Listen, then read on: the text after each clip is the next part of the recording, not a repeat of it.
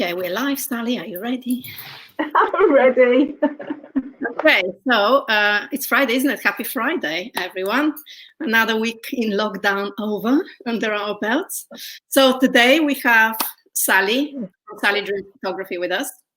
And we're going to talk about the importance of photography from a personal point of view. So not photo shoot and fashion shoots, whatever, because we all know about it. But like the importance of personal photography for our businesses and stuff. So Sally, thank you for coming. And pleasure. Thanks for having me. Yeah. Well, where are you based? I didn't ask. Worcestershire. Okay. So I'm Worcestershire, basically in the Midlands. Or Ibiza if I can be there, but right now, of course, not able to get out there. No, but you have countryside that you can, and greenery that you can go and walk around. Yeah, and it's not something we have in London a lot of. But okay, so I'll let you kind of introduce yourself and tell us a little bit about what you specialize in.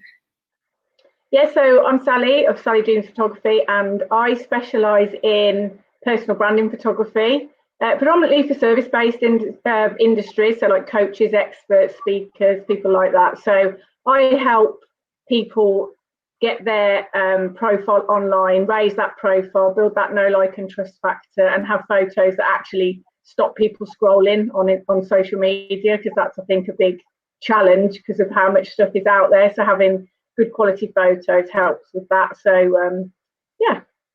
And how did you get into that? Is that what you always did, or did you do something else? And well, no, I've actually been doing it for 3 years. This is my 4th year now in total. But prior to that, for 22 years, I know I don't look old enough, I was an accountant.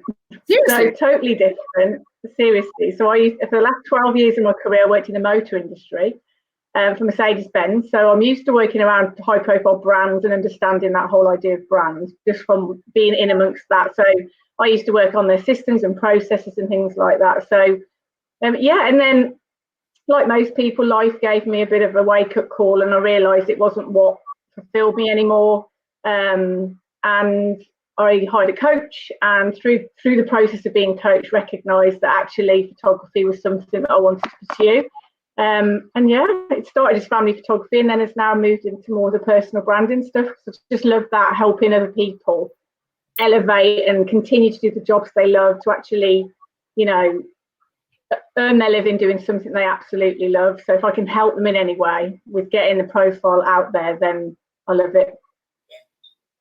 Amazing. And what exactly do you love about photography?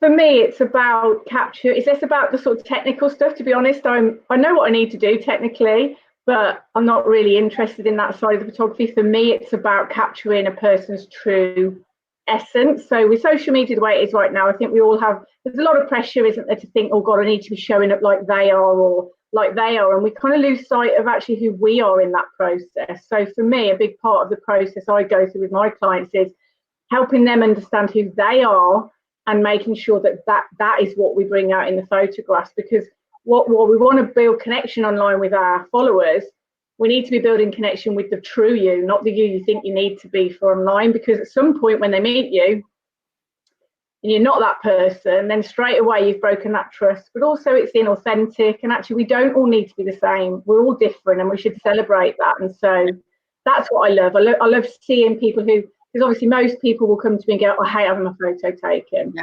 It's a natural thing, it is unnatural having your picture taken, and nobody, I don't think, likes it. But what I love nothing more is that when they see the photos and see themselves in those photos and go, oh my God, I actually quite like that. And, and that to me is, that's what I love about photography. Yeah. So I'll tell my story, because even though I was aware that I should have, professional pictures taken, I was, it wasn't on the top of my list. It was like for one day kind of thing until a friend of mine said, Desi, you really need to sort out your photography and not selfies, even though I didn't think that they looked like selfies. But that's when I finally, I had actually, over time, I had asked lots of different photographers to send me their quotes and looked in websites, etc. But I felt like when I spoke to you, I connected. And yeah. I decided, to go with you. And what I really loved about you is that our chat obviously allowed you to get a little bit about who I am. And I love my pictures, I really feel like. So I think it's really important what you just said about, there's plenty of photographers, but the good ones are the ones that kind of manage to see what's that spark about you. and manage to connect, Yeah. right? So is there absolutely. Is there a secret to I think it's just because I'm fascinated by people. I think I always have been, you know. Like Andy, whenever we go out for like a meal, he's always like, stop staring. Like, I'm just really interested in people. And I love hearing people's stories. And for me, photography is my way of helping people tell their story, really, because that's what it's about. And it's not about the camera, it's not about the photo, even it's about that connection. And if I can connect with the person and get them to come out of themselves and be their true selves, then when they put those photos online, the same is going to happen with the audience who see them. They're going to start to feel like they know you, and they'll know the real you, not the, you know, you that sat there with an Apple Mac and a marble top and some rose gold stationery, which is like, whilst that might be, you know, for some people their brand and that might be who they are, for a lot of people it isn't. But there's this need to sort of feel like, oh, everyone else is doing that, so I better. So yeah, I think it's really important. And yeah, the biggest part is to get good pictures, you've got to have a connection with the photographer, and that's the biggest tip I would give if anyone's looking for a photographer. Make sure you've got that connection thing. You need to feel comfortable with them, because it isn't natural having your photo taken, you know, sticking a big black camera in your face. No one's going to feel comfortable with that part of it. So you need to have that relationship for those photos to really bring out the best in you. Yeah, and also I think if you can have a laugh with the person, you feel comfortable enough to have a laugh, just really enjoy spending time together, like when we did that, you know, it just kind of, it makes it easier. You're not so shy. I think there's a it should be fun. Yeah.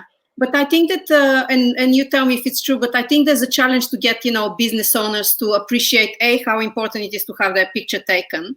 But also in fashion, so many people are focused on the photography outwards, like for their brands, clothes, photoshoot, lookbooks, etc. They forget the importance of actually having a really good picture that's relevant and current of them as a designer.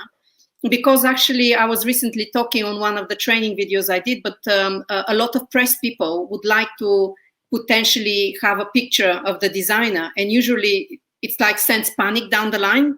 They don't have one, or they send a, you know, crappy picture, selfie or something, and it's just not, it lets down your brand, right? There's this shiny image of this brand that you've built, and all of a sudden you have like happy snaps or something. Yeah, absolutely. I think it's a common mistake, especially for people in an industry like projects, what I call a prod, where they've got products. So I guess with fashion, you've got products, haven't you? Whether it's clothes, accessories, whatever it is, there's a product, and it's so easy to fall into that trap of thinking that you just should be sharing that product all the time. And whilst obviously that is important, people connect with people. People buy from people. So your product can be the best in the world, but if they don't know the story behind it, they don't know the person behind it, that adds such a bigger, it just adds to that. Like, we just look, if you think of even the biggest brands in the world, let's think of like Apple is a good example. You know, whilst we know it's iPhone and Apple Mac and iPod and all that, we know Steve Jobs, we know what he was about, we saw his face, we knew who owned that company.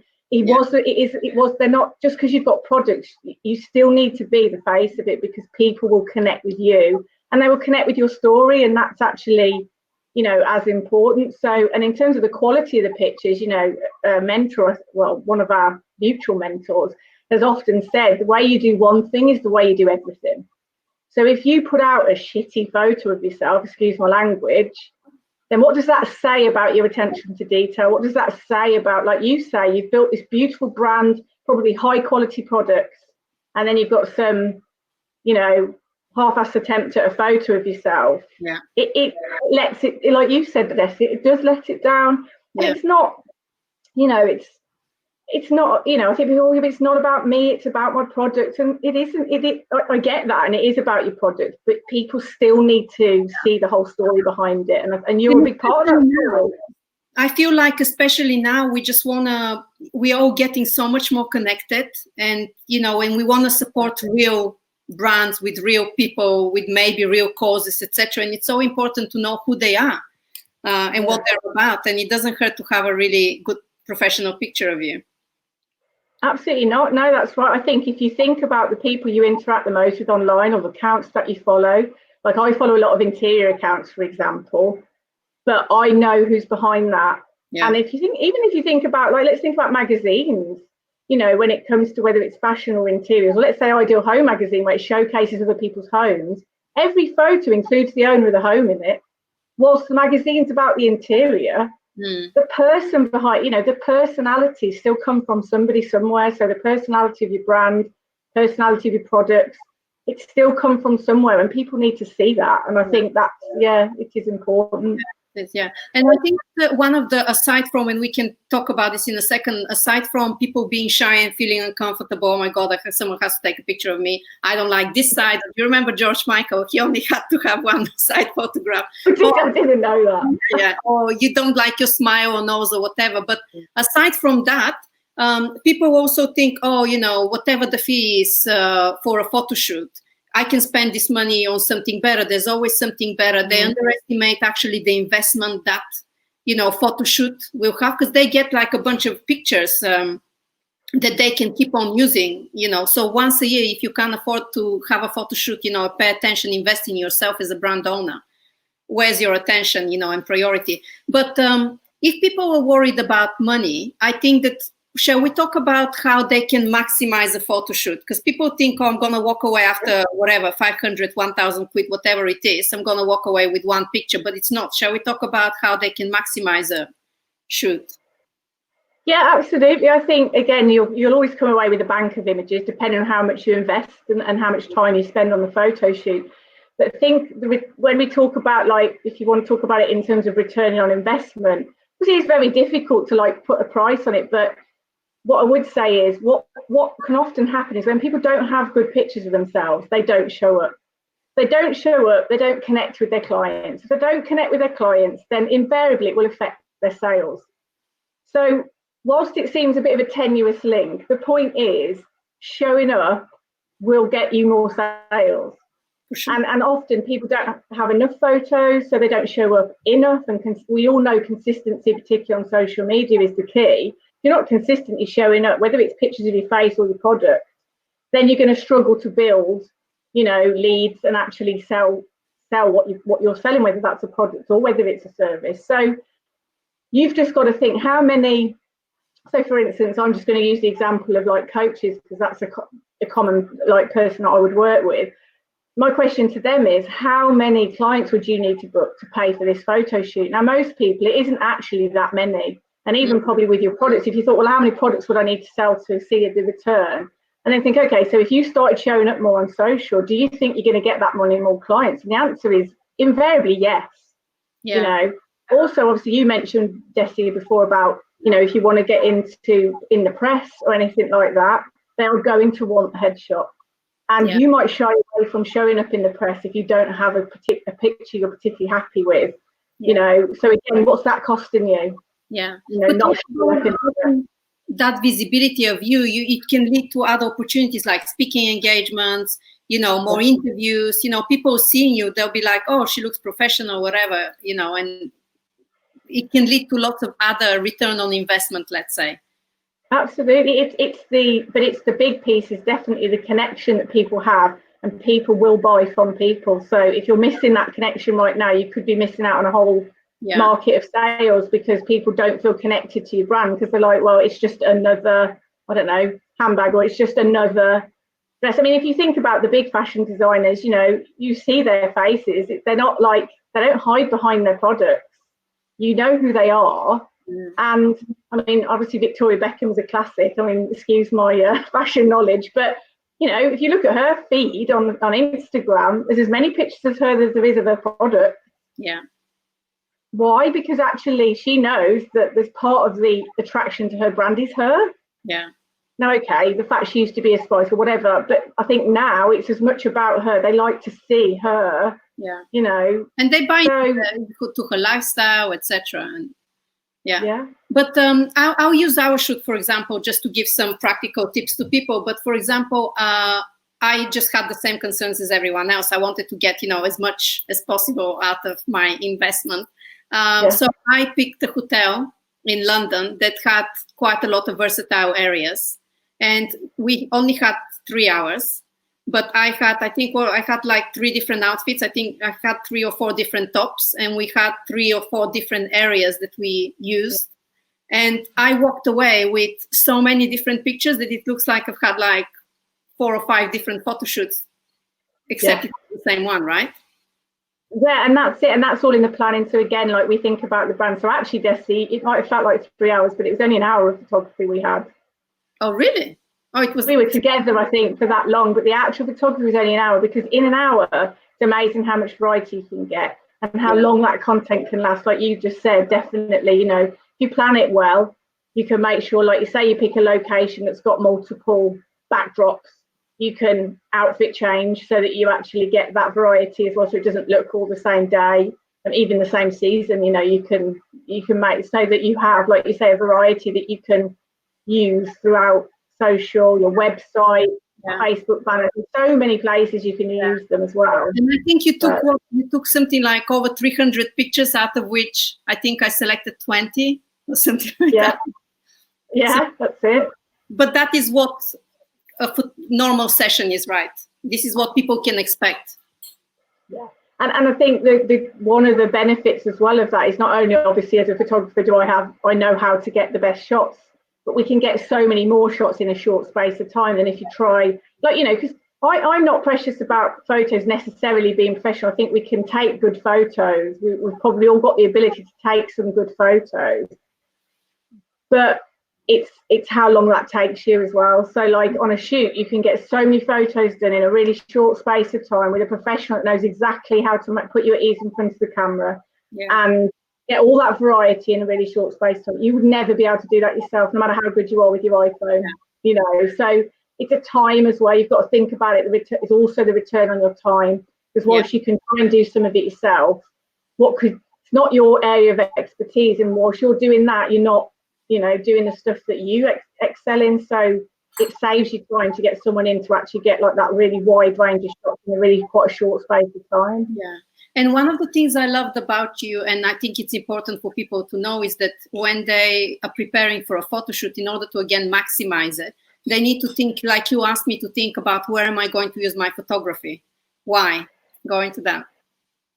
Yeah, absolutely. And that is very important. So when we talk about planning, I think we can easily just think it's just about what we wear, where we show up, you know, and that's it, that's it planned. But actually, it's really important when you go into a photo shoot is to understand where you're going to use these photos, because that will determine not just where we take them and what you wear potentially, but it will determine whether it needs to be a portrait picture, a landscape picture, whether there needs to be a lot of what we call negative space, where you can put text like, this is cover photo, for instance. If you look on the Fashion Insider's Facebook page, you'll see that banner. So you might need somewhere you've got space to put some text. You know, if you know you're going to use them on Instagram a lot, then you might want them to make sure they're going to work within a square. So knowing that before means that you'll get because I think I hear quite a lot that people have invested in photo shoots, and whilst they love the photos and they're amazing photos that they get from them, a lot of people will come to me and go, I don't know how to use them. I don't know where to use them. I don't know what to do with them. And they're not working for them because... Or they can't use them because there's no variety in the shoots. It's always central in the picture, right? And they can't... They're not very flexible, and then they find that they're, like you say, they've not got enough then, really. Whilst they've got a lot of photos, often they'll be like, but actually, they don't work for what I need, and they don't realise that until afterwards. So it's really important before a shoot with whoever that, you know, hopefully the photographers should talk about that. But if they don't, then if you make sure you do, so that you get a shot list that's going to work for you afterwards, because then that really helps you get the best out of that shoot. Yeah, because when we were doing it, we used to look through the images and say, okay, gosh, we have a lot of portrait. We need to get some landscape, and we need to get with me just on the side and like a lot more space, so that, like, for example, on LinkedIn, you really need to be right in the corner, right? So that you have the space, because then you have the little icon imposing, so it kind of really eats into the space. And so unless you really pre-plan it, you end up having to potentially go into Photoshop and tweak it, and then it turns into a drama and you end up not using it. Yeah, exactly. You end up with like photos that don't work for what you particularly need them for. So, or like you say, you end up spending a lot of time afterwards messing about with them to make them fit what you need, which is then you know, to get the best out of it, you want to get a set of shots that are ready to use for exactly what you want, and be as specific as you can about that. You know, I will in the planning session with my clients, I'll always say, you know, what's your content plan coming up? What launches have you got? What, you know, and in your case, it might be what press articles are you going in? You know, what do the PR companies want? You know, find out ahead of time what sort of photos are going to work, because if it gives you more of a chance of getting that article in the magazine or in the newspaper, you know, make a point of understanding what they're looking for, so that when you do invest in something like a photo shoot, you can really make sure you get the photos that are going to, you know, work for them as well. Yeah. And how can people also prepare in terms of poses? You know, how to know how they should behave and pose, you know, what's the science behind it? I don't think it's really a science one. I think it's, again, that's more the photographer really. That's the job of the photographer on the day to direct really. But some people find it useful to, before a shoot, like practice in front of the mirror. And whilst it'll feel really weird and a bit odd, just practice in front of the mirror. I know as well that when you're on a shoot, again, depending on the photographer, but when you're on a shoot, you'll never just be stood still and asked to just smile. You know, I think that's the fear. People are going to go, oh God, what am I going to do with my hands, and what am I going to do with it? It's like, you shouldn't need to worry about that. That's the photographer's job, to direct you and make you feel comfortable enough that you don't even think about it. You know, it shouldn't feel like a pose in a way. It should just feel very natural. And actually, again, you know, a common mistake people make when they're trying to do their own photos is they stand very still like a statue, but that's not natural. We don't stand like that, and we don't do this, you know. So actually moving, laughing, just natural sort of movements that you would just do generally, and the photographer will capture that movement, and the still images. Getting on with the photographer becomes really important, because you can have a natural chatter and but what about perhaps people looking out for other, let's say, celebrities or other competitors, how they show up in pictures, and maybe creating, let's say, a Pinterest board and discussing with the photographer? Is that something that you advise?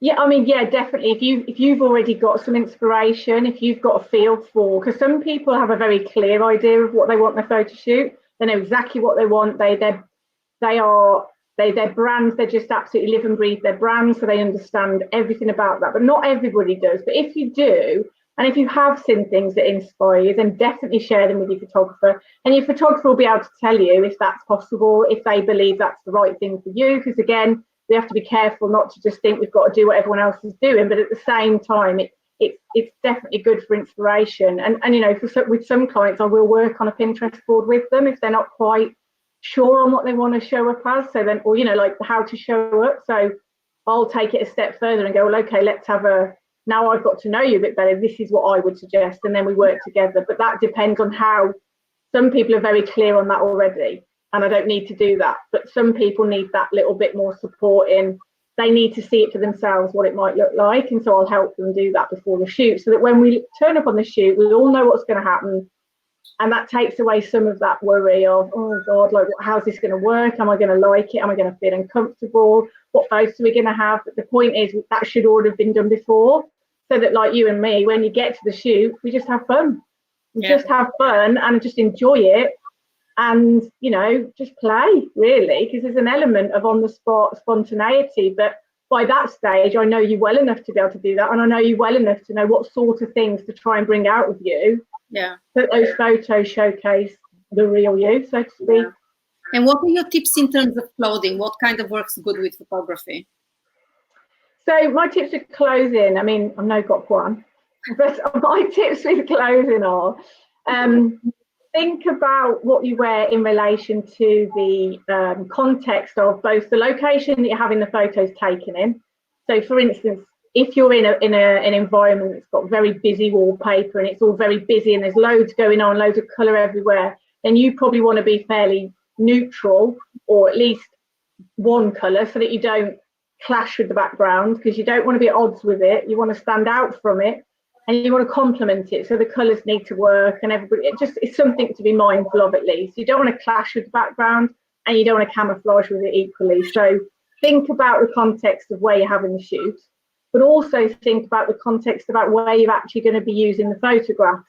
So if your brand colours, and you know it's going to be, your photos are all going to be sat next to, like in Fashion Insider's case, blue, you know, that's the brand colour of your brand, if you know your photos are going to be sat next to a lot of blue, then be conscious of that in the colours that you wear colours that complement blue, and that they're not going to, and the location also is going to work with that as well. So colour is a big thing. Pattern, I always sort of say, you certainly don't want stripes. I mean, I'm wearing stripes today, but you wouldn't wear horizontal stripes. They generally, in photos, they can warp and they don't always look. Pattern, again, I think block colours tend to work better, but a bit of pattern is okay. But again, only in the context, remember it in the context of where you're having the photo taken. Yeah, and the shape. Sorry? I guess your brand as well, what your brand is about, etc. Because you want exactly so your brand image, right? Yeah, exactly, and your own personal style, because this is you. So I'm very much like, don't go out and buy a whole new set of clothes if you're never going to wear them again. Like, they've got to be you. They've still got to feel you. That's the whole point of it. But like you say, yeah, exactly. You want it to be, you know, and again, that will also be in the context of what sort of content you're going to use it for. So if you're going to be using it for like behind the scenes stuff, then you might wear quite a casual outfit for part of it, because you're going to use that to accompany a certain piece of content. Equally, you might want something that's a bit more professional, that's because you want to use it on maybe LinkedIn, or, you know, for press releases, you need to be looking a bit more, you know, in your finery or whatever. So thinking about it in the context of that, and also the shape of the clothes as well. Like, you want some kind of tailoring a little bit, because anything that hasn't got much shape, because the image is static, it can like sort of make you look really funny shape. Like, I'm quite a fan of a smock dress every now and again, but in a photograph I look like a triangle. Like, it's not a great look, and it makes me look, well, it's just not a normal shape. So you know, creating shapes with your outfits and stuff can also be helpful. So does photography on pounds like the TV camera does? I don't know.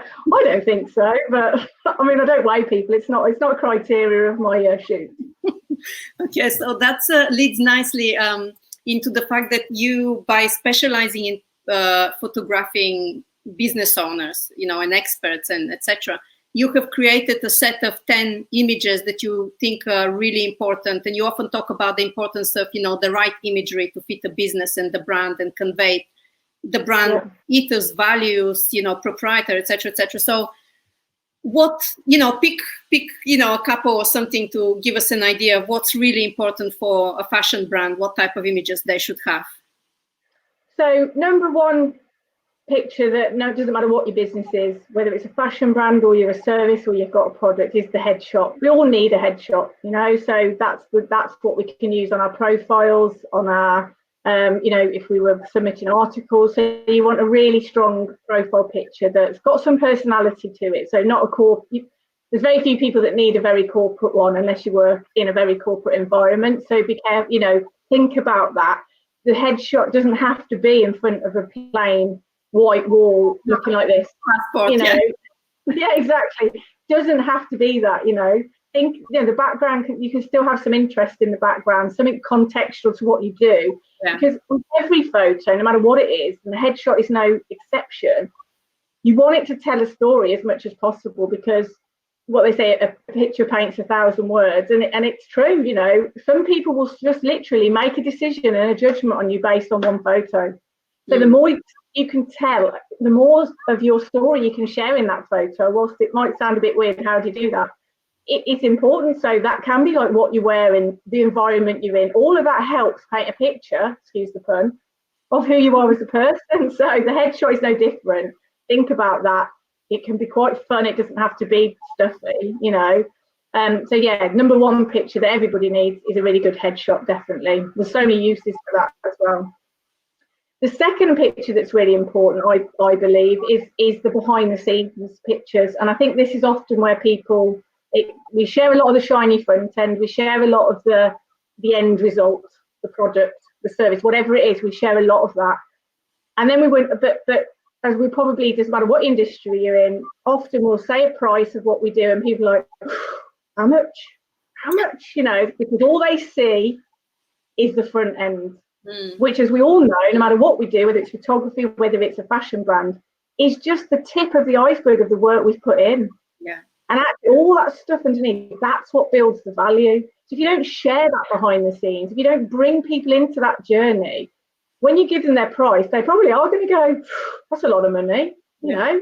It's only a small, whatever it might be. And it's like, well, actually, no, but there's been hours of work behind the scenes. There's been all this work that's gone on behind. So all that behind the scenes footage that you share builds value. So then they see the value in the product a lot more because of that. And again, it's same in the service, you know, they'll see a lot more. So I share like behind the scenes in the editing, or because people forget that I don't just turn up on the day and take photos and that's it, that hour or whatever it is that we do. There's a lot that goes in before with the planning, as we've just discussed. There's also a lot of time afterwards in editing the photos and putting the gallery together. If I don't share that price on its own, you know, will sound a lot of money. Yeah. So it's about building value. So that behind the scenes, and again, we're all nosy by nature. Think of all the reality TV we watch. Why? Because we just love to see behind the scenes. We love to see what makes these people tick, you know, but in this case, how these products have been made. It's fascinating, and actually bring people into that journey. So behind the scenes is the second picture. And then I'd say the third one would be you want to try and communicate your values. So the idea of any content that you put out there, you're trying to connect with that audience. So and we connect on our values, really. You know, we think, you know, if we connect with someone because we think, I agree with what they're saying, or like, or, you know, they sound like me, or you know, if we feel we connect with somebody, again, you can sell them anything often if they feel like your friend, or they feel like they know you, or they feel like you've got the same outlook. That's really powerful. So again, the values that you have. How can you do that? Is there like a practical example you can share? It can be difficult, it can be quite obscure, can't it? So if your values are, I mean, so an easy one probably to describe would be if you really feel strongly about the environment and being ecologically friendly, and that's something you'll feel very strong, then sharing content around that.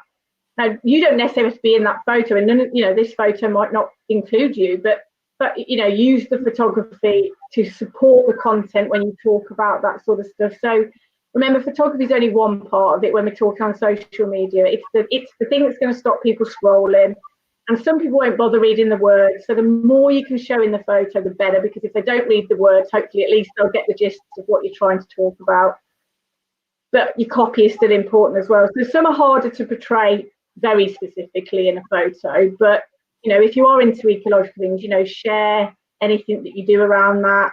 And that, you know, sometimes can translate into a very obvious photo. Other times it might just be a photo of you, but the conversation is around the values. So it's about building connections. So any photos you can share that builds value, i.e. behind the scenes, or connection, i.e.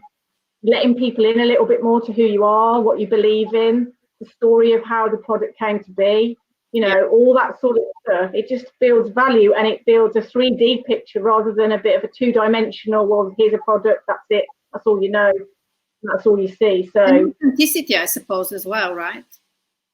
Say that again, sorry. Authenticity as well. It builds upon the authenticity factor, and absolutely. I think we often talk about the know, like, trust factor, and I think photography really comes into that whole equation. And right? Definitely. If you don't show up, then people can't get to know you. And like you just said about authenticity, though, you've got, when you do show up, though, it's really important that you show up as you and not who you think you should be, because you'll get found out ultimately, because no one can keep that up if that's not really who you are. And it feels uncomfortable, and you probably don't show up as much if you're trying to be something you're not. So try and let go of what you think you need to be, and just own who you are, and open up to people about who you are and why you do what you do. People love the story. Share your why is another photo. And again, how you do that can be quite obscure. It can be a picture of you and you talk about your why, but either way, sharing that vision. I mean, I use Steve Jobs as an example. You know, his vision was, he just wanted to challenge the status quo. Now, Apple iPhones aren't probably technologically the best phone in the world, but most people have them. It's probably still the most popular phone. People don't buy it because it's the best phone. They buy it because they want to be part of that. They want to be part of that ethos of challenging the status quo and all that sort of stuff. So sharing that mission, that value, all that sort of stuff. Bring people in who want to be part of that movement, whatever that might be. You know, it doesn't have to be as big as what Steve Jobs had, but you know, it's still, people connect, they relate. Yeah. So one of the questions I had quite a lot from people when I announced that we are having this interview was, at this point of time, is there something they can do now that we're all, you know, locked down? I know. I can't take photos remotely, which is sad. Yeah. If you're trying to take your own photos, because I mean, I've never been. I don't think everyone has to. You know, I don't think every photo you use has to be professional. By the way, and I think that's important to note. You know, we've got really good cameras now. There's ways of doing it for yourself to a point. It's just more of a time really thing. But definitely the key things when you're taking pictures of whether it's yourself or even products, whatever, is that natural light. Always use the natural light to advantage. So I think one of the mistakes a lot of people make is, so for instance, behind me is my desk and it looks lovely, and well, maybe not, it's a bit messy, but you know, say I wanted a picture, but if it meant that the window is behind me, that picture would never be very good. So you have to sort of, the background, you've got to be flexible with that to a degree, because the light is more important, because the photo will never be great if the light's not great. So if you know where you want the picture, make a point of seeing when the light's at its best, so that you get the best light if you are going to do that, and avoid artificial light. Can the light not be adjusted on Photoshop, or not fully? Yeah, I mean, you can, but you will always lose quality, and you can only do that to a point without totally losing the quality of the picture. And it kind of, well, sometimes you go too far with it and then you can't, it doesn't work. So whilst you can do some in editing, you want to try and get as much in camera, as they call it, to start with, because the quality will be much better. So natural light's always something. Avoid artificial light, just because the colour of it will never be quite right. Usually the angle of it will never be right. So you might have it above your head, which will provide all loads of shadows down your face. And so artificial light, we're trying to avoid it, definitely. Natural light's definitely your best friend there. And then I would always say, either get someone, in an ideal world, get someone else to take the picture rather than selfie. Certainly, and I would definitely, well, selfies are quite fun, and I think maybe in Instagram stories they're great, but I think, and maybe the odd one is okay, but I think generally if you want to get some good quality ones, is either get someone else to take the picture or use the self-timer option on your phone, so that you can actually, and move, like I said before, like, don't think you've got to stand there really still, because it is unnatural. So move about a bit, laugh into the camera, because a laugh will always look more, I think I asked you to laugh a lot, didn't I, when we were out, but like actually that laughing, what I call the after laugh, which is the once you finish laughing and you think, I felt really stupid about that, the smile that comes after that is always the best one. So perhaps use the burst mode, laugh into the camera, move about, just have fun with it. But you know, that would be my tips really. But natural light's the biggest one, really like face, like I'm sat in front of a window right now, which is why I've got an even light all over my face. But if I was sat underneath the light, I'd have like shadows you probably wouldn't see, you know, so you lose your features a bit. Or that's my biggest tip. I was only asking about Photoshop because I think we live at a time when we just think that Photoshop is, you know, the remedy to everything, that we can Photoshop. That's it. And whilst, you know, I mean, I don't do any of that photoshopping where make people thinner or give them bigger boobs or whatever it is they want. We don't do any of that.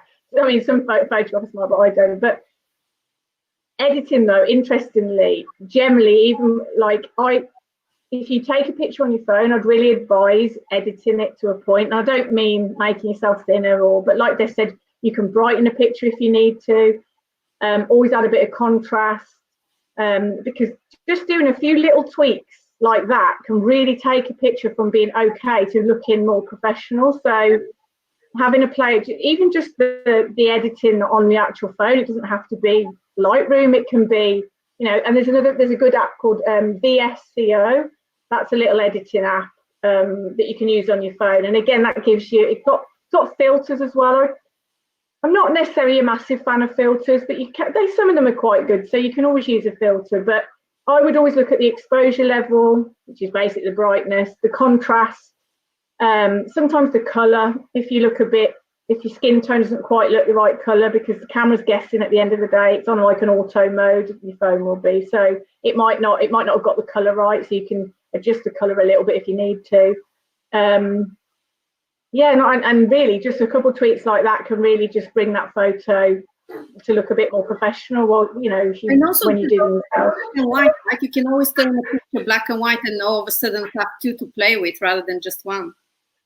Yeah, exactly. Yeah, and black and white photos are really powerful. And again, often if they fit with your brand, and you know, then I think black and white photos can be ever so powerful. And black and white in particular, you know, yeah, again, editing that with the contrast and stuff can really add some impact to it. But I would always take the photo in colour, but then edit it to black and white, because you can take the picture straight in black and white, but I'd always start with colour and then edit into black and white. And another thing, if you know the photos are going to be for Instagram, then certainly on the iPhone, I'm not familiar with Android, there is a square setting. Take the photo in the square setting, because then you can see the composition and what it looks like for real, rather than cropping it after. And actually, talking of cropping, one extra little tip: don't use the zoom. Get closer rather than zoom in, or crop it after, because again, this is the quality, right? Massively. I mean, a little bit of zoom's okay, but if you really zoom in, like I was editing a photo for someone the other day, because they'd take one on their phone and asked me to edit it, and the quality was really, really bad, and I was like really surprised, because phone cameras are so good. Then I realised, I was like, I bet you it's been zoomed right in at the point of taking the picture. So you're better off either getting closer in the first place or cropping it afterwards, so that you don't lose the quality and the sharpness of the image.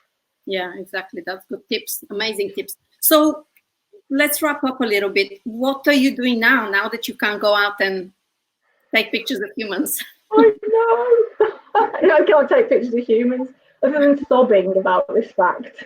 Not really. How you manage to kind of utilize this time to keep your business going? Yeah, I mean, I'm still figuring it out, to be totally honest with you. But the first thing, because I just, again, going back to values, I suppose, I got back to like, why do I do what I do? What is it I'm actually doing? Well, the big thing is about elevating other people so they go out and do and be the best versions of themselves and live the lives they want to and do the jobs they want to. That's my ultimate mission. I just happen to have a camera to do it. Yeah. So obviously I haven't got the camera right now, but I can still do that. So right now I'm interviewing a lot of guest experts on my Facebook page, a bit like yourself. I was inspired by Desi. Yeah. To do that, because actually, again, whilst it provides great value to my audience, it's also a way of elevating the guest that's coming on and giving them some spotlight to showcase their talents with the world, but just in a slightly different way. So that's one thing. And just thinking about and using the time now to do some of the stuff that we don't get time to do when we're busy doing the doing. So I'm looking at my branding, I'm looking at all that, and just sort of re-looking at what I do and how I can come back bigger and better, I suppose. Lead magnet, like PDFs, downloadables. Yeah, well, I'm working on one at the moment, which I haven't quite finished, but it's the 10 photos every business owner needs. Amazing. So I've obviously given you some examples today, so I'm just in the process of putting that together. So once it's ready, so everyone who's interested in can drop a comment below, and we can send them, once it's ready, we can send them a link to download it. Absolutely, yeah, happy to do that. I should hope to have it ready in the next week at some point, hopefully. I've done all the words, it's just making it look pretty. Yeah, amazing. And are you from now taking bookings for in the future and stuff? Yeah, definitely. I mean, at the end, obviously there's a lot of planning that goes into a shoot anyway. So I'm still open for bookings ready for as and when we can do the photos, because we can still get all the planning done. We can still be ready to go and just get the date booked in after. Obviously, I'm limited with how many shoots I can do a month anyway. Yeah. So obviously the people who are booking now are going to get priority over those dates. So if you know you want a shoot when this ends, then I would say whoever the photographer is, I would consider looking at it now to make sure you get one of the first slots when they're available if you want it, particularly because the best time of year to take photos is going to be during the summer months, because the light's better, you've got more options of where you can go. And they're not as seasonal. They don't look as seasonal, do they? If you want, especially if you, for instance, want photos outside, you need to consider that, because whilst there's greenery on the trees, you know, otherwise you just end up with twigs in the background, which may not quite give you the look you want. So yeah, so I'm definitely still taking bookings and getting on with all the planning side of it, so that we can just book the shoots in as soon as we know when we're going to be let loose again. Yeah, exactly. Cool, amazing. Well, thank you so much for coming and demystifying photography a little bit. So, well, thank you so much for having me. No, pleasure. So we'll put below links to your website and the download when it's ready, etc. And we'll have you over again when there's more questions and the next phase. Once we open, we can talk about, you know, other photography. Yeah, definitely. I'd love to come back. Anything I can help, just let me know. If anyone's got any questions, just put a comment in or whatever. I'm happy to help where I can. Cool. Okay. Well, thank you so much. Thank you. Okay. Thanks.